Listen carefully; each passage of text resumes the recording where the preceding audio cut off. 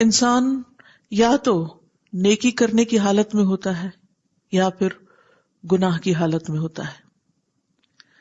جب گناہ کرتا ہے تو وہ اللہ سے دور ہوتا چلا جاتا ہے. یہ دوری اللہ تعالیٰ کو قطعاً نقصان نہیں دیتی، لیکن اس بندے کے لیے بہت نقصان دہ ہے جو اللہ سے دور ہو رہا ہے اپنے گناہوں اور کوتاہیوں کی وجہ سے. اس لیے ہم سب کا فائدہ اسی میں ہے کہ اس دوری کو ختم کریں اور اللہ کا قرب اختیار کریں. دوسری کیفیت نیکی کرنے کی ہے. نیکی کرنے کی حالت میں بھی آپ دیکھیے کہ بعض اوقات ہم اس کا حق صحیح طور پر ادا نہیں کرتے، اس میں کوتاہی کر جاتے ہیں. مثال کے طور پر نماز پڑھنا ایک نیکی کا کام ہے، عبادت ہے، اچھا کام ہے، لیکن ہم سب جانتے ہیں ہماری نمازوں کا حال کیا ہے. کوشش کے باوجود، چاہنے کے باوجود ہم کمی کر جاتے ہیں. کبھی رکعتیں اوپر نیچے ہو جاتی ہیں، کبھی کسی اور جگہ بھول جاتے ہیں. وہ بھول چوک تو اپنی جگہ ہے ہی، لیکن ہماری توجہ بھی بار بار بھٹکتی ہے، بار بار پلٹتے ہیں، تو ہم حق تو ادا نہیں کرتے. تو گویا نیکی کرتے ہوئے بھی ہم کوتاہی کر رہے ہوتے ہیں، اس میں بھی کمی کر رہے ہوتے ہیں.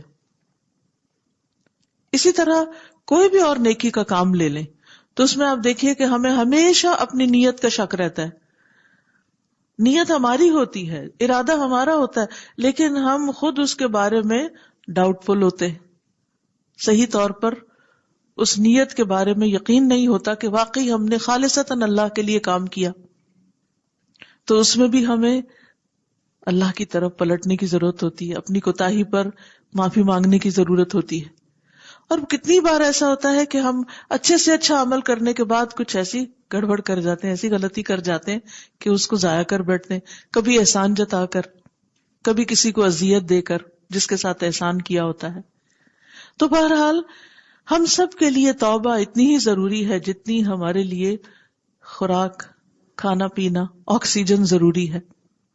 آکسیجن ہمارے لیے زندگی کو قائم رکھنے کا باعث ہے، اور توبہ ہماری آخرت کی زندگی کی کامیابی اور فلاح کا ذریعہ ہے. توبہ کے علاوہ ایک اور لفظ بھی استعمال ہوتا ہے اور وہ ہے استغفار، بخشش چاہنا. توبہ ہے پلٹنا، اللہ کی طرف رجوع کرنا، اور استغفار ہے اللہ سے اس بات کی دعا کرنا، ریکویسٹ کرنا کہ اللہ ہمارے گناہوں پر پردہ ڈال دے، ہم سے حساب نہ لے، ہم سے ناراض نہ ہو.